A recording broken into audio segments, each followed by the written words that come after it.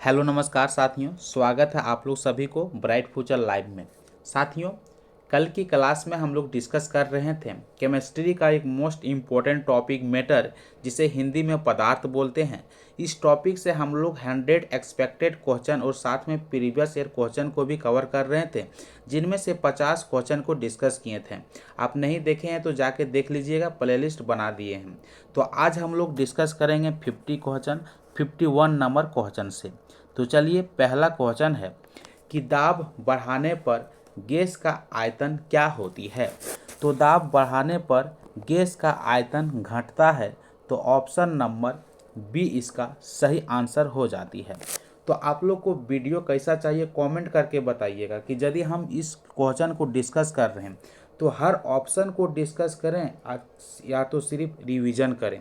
जैसे कि कल हमने हर क्वेश्चन का ऑप्शन डिस्कस किए हैं, तो आज वैसा हम लोग नहीं चलने वाले हैं, क्योंकि जितना भी थ्योरी बन सकता था इस क्वेश्चन में सभी थ्योरी को कवर कर चुके हैं। तो आज हम लोग चलेंगे और जहां लगेगा कि डिस्कस करना है वहां डिस्कस करेंगे। तो अगला क्वेश्चन है, ताप बढ़ाने पर गैस का कण क्या होता है। तो हम लोग जानते हैं, कल की क्लास में डिस्कस किए थे कि ताप बढ़ाने पर गैस का कण की गतिज ऊर्जा बढ़ जाती है, जिससे वह तेज गति से चलने लगता है। तो ऑप्शन नंबर सी इसका सही आंसर हो जाती है। अगला क्वेश्चन है, सबसे अधिक रिक्त स्थान किस अवस्था में होती है। तो सबसे अधिक खाली स्थान जो होती है वह किस में होती है, तो गैस में होती है। तो ऑप्शन नंबर सी इसका सही आंसर हो जाती है। अगला क्वेश्चन है, द्रव का निश्चित क्या होती है। तो हम लोग कल भी डिस्कस किए थे कि द्रव का आयतन निश्चित होता है, लेकिन आकार निश्चित नहीं होता है, क्योंकि द्रव का आकार उसी शेप को बन जाता है जिस शेप में आप रखते हैं। तो ऑप्शन नंबर बी इसका सही आंसर हो जाती है। अगला क्वेश्चन है, गैस का ना तो निश्चित आकार है और ना ही क्या होती है। तो गैस का आकार और आयतन दोनों निश्चित नहीं होती है। तो ऑप्शन नंबर सी इसका सही आंसर हो जाती है। अगला क्वेश्चन है 56 नंबर का, इत्र की गंध कमरे में फैलने का कारण है। तो इत्र की गंध कमरे में विसरण के कारण फैलता है। तो ऑप्शन नंबर सी इसका सही आंसर हो जाती है। अगला क्वेश्चन है, वाष्पीकरण की दर बढ़ती है। तो कल की क्लास में हमने डिस्कस किया था कि वाष्पीकरण की दर कई कारकों से बढ़ती है, जैसे कि तापमान बढ़ना, सरफेस एरिया बढ़ना, हवा की गति बढ़ना और ह्यूमिडिटी घटने के कारण भी हो सकता है। तो ऑप्शन नंबर सी इसका सही आंसर हो जाती है। अगला क्वेश्चन है, क्वथनांक वह ताप है जिस पर क्या होता है। तो क्वथनांक वह ताप है जिस पर द्रव गैस में बदल जाता है, यानी द्रव द्रव यानी कि तरल पदार्थ उबल कर गैस अवस्था में चेंज हो जाती है। तो ऑप्शन नंबर बी इसका सही आंसर हो जाती है। अगला क्वेश्चन है 59 का, पानी का क्वथनांक समान दाब पर होती है। तो पानी का क्वथनांक समान दाब पर 100 डिग्री सेल्सियस होती है। यदि बात करेगा कि केल्विन में कितना होती है, फ़ारेनहाइट में कितना होती है, यह भी तो क्वेश्चन पूछ सकता है। तो पानी का क्वथनांक 100 डिग्री सेल्सियस पर होती है। यदि क्वेश्चन पूछ लिया जाएगा कि फ़ारेनहाइट में कितना पर होती है, तो 212 डिग्री फ़ारेनहाइट पे होती है। यदि केल्विन के बात करेगा तो 373 केल्विन पर होती है। कल की क्लास में भी डिस्कस किए थे, आप लोग एक बार जाके देख लीजिएगा, नहीं देखे हैं तो। अगला क्वेश्चन है, बर्फ का गलनांक होती है। तो बर्फ का गलनांक जो होती है वह 0 डिग्री सेल्सियस पे होती है, जो कि ऑप्शन नंबर बी में दिया गया है। यदि फ़ारेनहाइट में पूछेगा तो 32 डिग्री फ़ारेनहाइट पर होती है। यदि केल्विन में पूछेगा तो 273 केल्विन पे होती है। ये भी बात आप ध्यान में रखिएगा। अगला क्वेश्चन है, सबसे कठोर अवस्था कौन सी है। तो सबसे कठोर अवस्था ठोस है, जो कि ऑप्शन नंबर सी में देखने को मिल रहा है।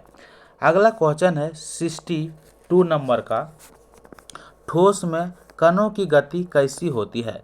तो ठोस में कण की जो गति होती है वह न्यूनतम होती है, बहुत कम होती है। तो ऑप्शन नंबर सी इसका सही आंसर हो जाती है।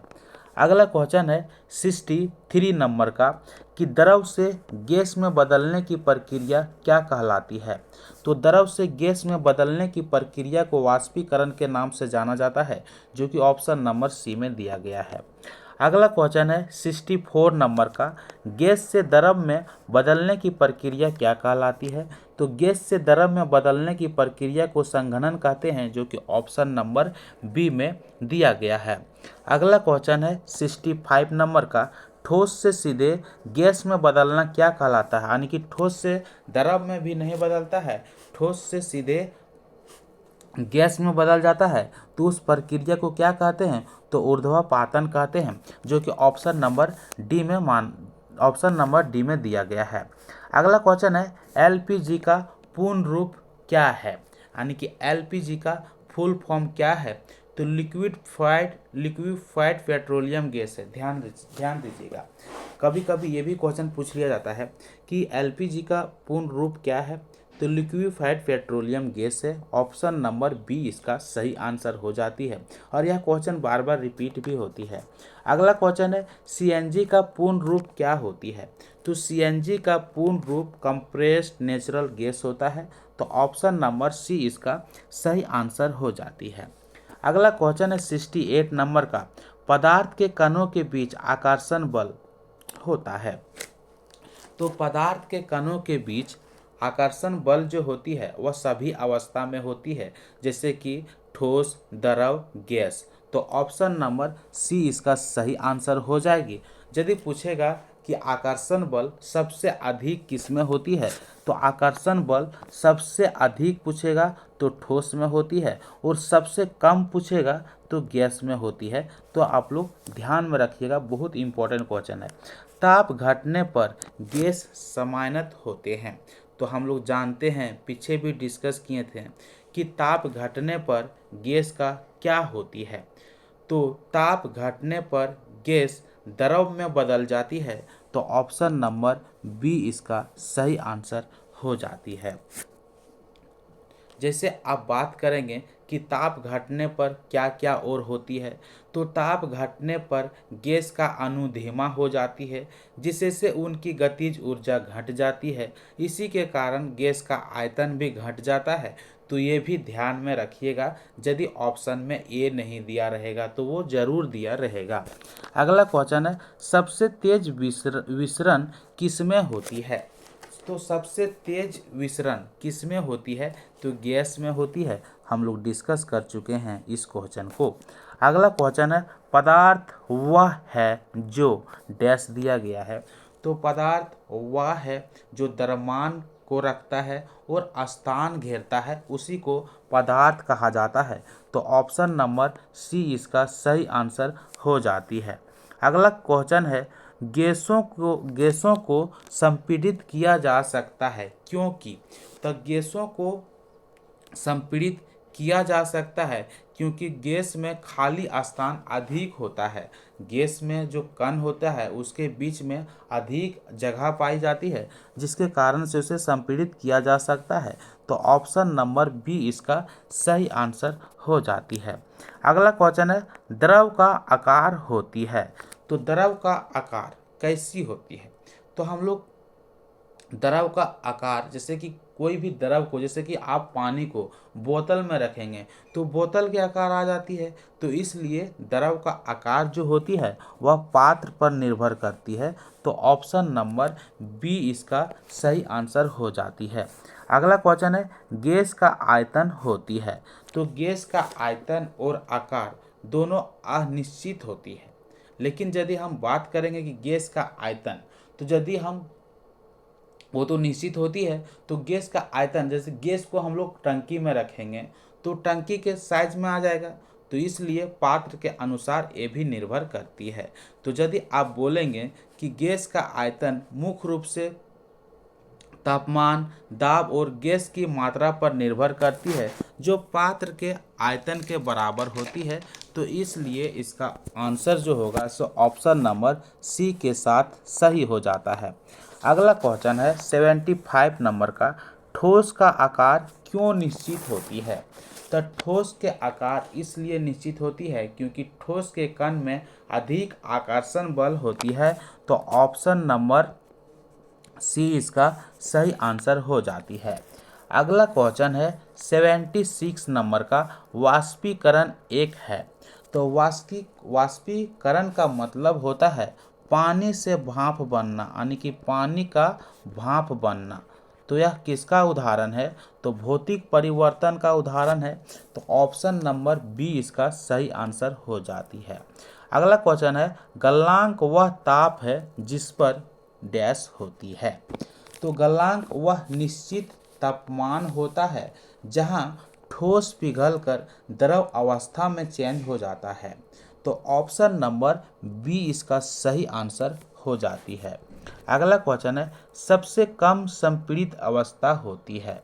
तो सबसे कम किसे कंप्रेस कर सकते हैं, किसे कम दबा सकते हैं? तो ठोस को कम दबा सकते हैं। तो ऑप्शन नंबर सी इसका सही आंसर हो जाती है। अगला क्वेश्चन है, पदार्थ के कण को प्रकृति जो होती है कैसी होती है? तो हमेशा गतिशील होती है। तो ऑप्शन नंबर सी इसका सही आंसर हो जाती है। अगला क्वेश्चन है, द्रव बहता है क्योंकि? तो द्रव बहता है क्योंकि द्रव का कण एक दूसरे पर फिसलते हैं, इसलिए वह बहता है। तो ऑप्शन नंबर सी इसका सही आंसर हो जाती है। अगला क्वेश्चन है, पानी का भाप में बदलना क्या कहलाती है? तो पानी से भाप में बदलना तो वाष्पीकरण कहलाएगी। तो ऑप्शन नंबर सी इसका सही आंसर हो जाती है।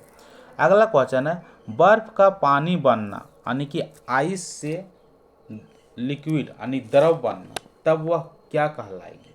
तो हम लोग जानते हैं कि बर्फ का पानी बनना किस किस पर आधारित है। तो बर्फ का पानी बनना भौतिक परिवर्तन, गलन और द्रवीकरण का उदाहरण है। तो यहाँ पे क्या हो जाएगा कि बर्फ का पानी बनना भौतिक परिवर्तन पर आधारित है और गलन पर आधारित है। तो ऑप्शन नंबर बी इसका सही आंसर हो जाती है। और हम लोग जानते हैं कि यदि ठोस से द्रव अवस्था में चेंज होता है तो उसे हम लोग क्या कहते हैं? संघनन प्रक्रिया कहते हैं। वो भी बात आप ध्यान में रखिएगा।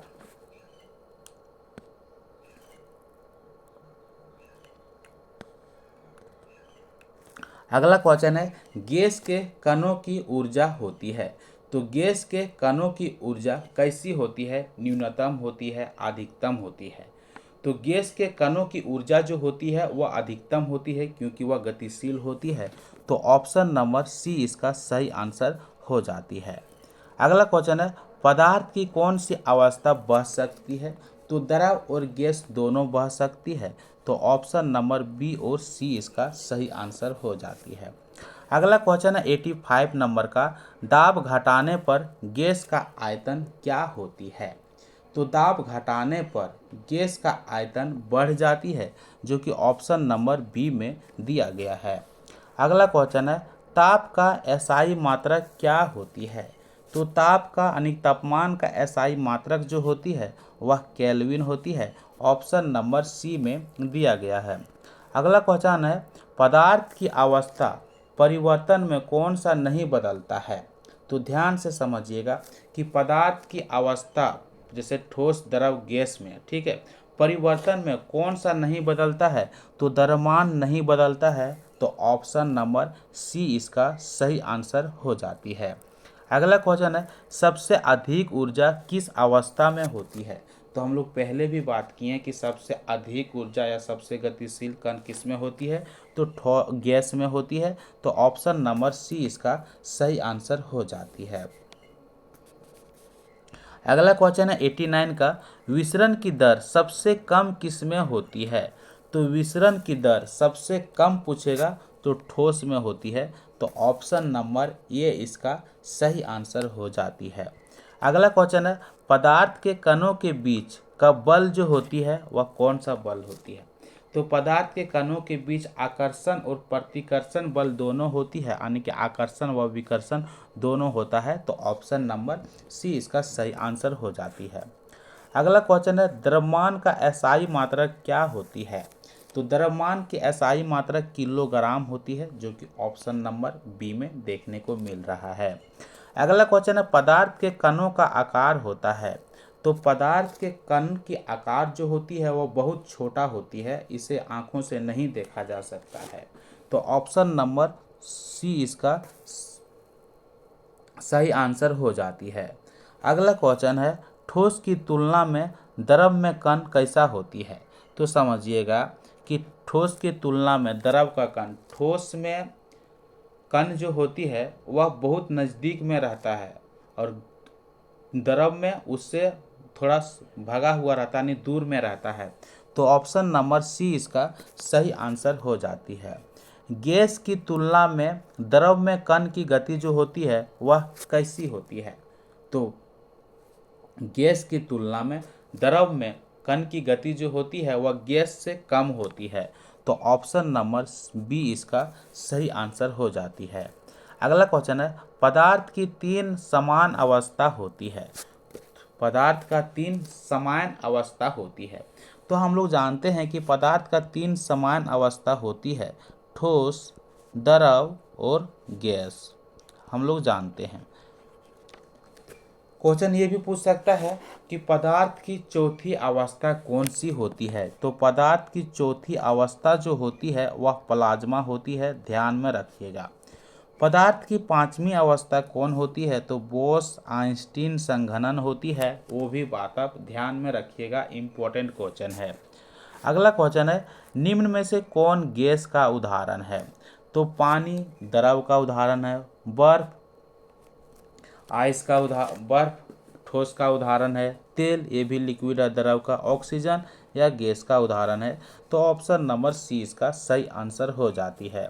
निम्न में से कौन सा द्रव है। तो द्रव है हवा, ये तो गैस की जैसा है, भाप ये भी गैस की जैसा है, पेट्रोल ये द्रव का रूप में है, बर्फ यानी कि यह ठोस के रूप में है।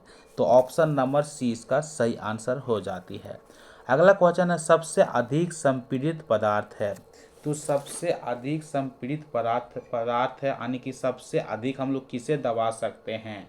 तो पानी को, हवा को, लकड़ी को, लोहा को नहीं, हवा को दबा सकते हैं, क्योंकि हवा बैलून में भी भर के दबा सकते हैं। तो ऑप्शन नंबर सी इसका सही आंसर हो जाती है।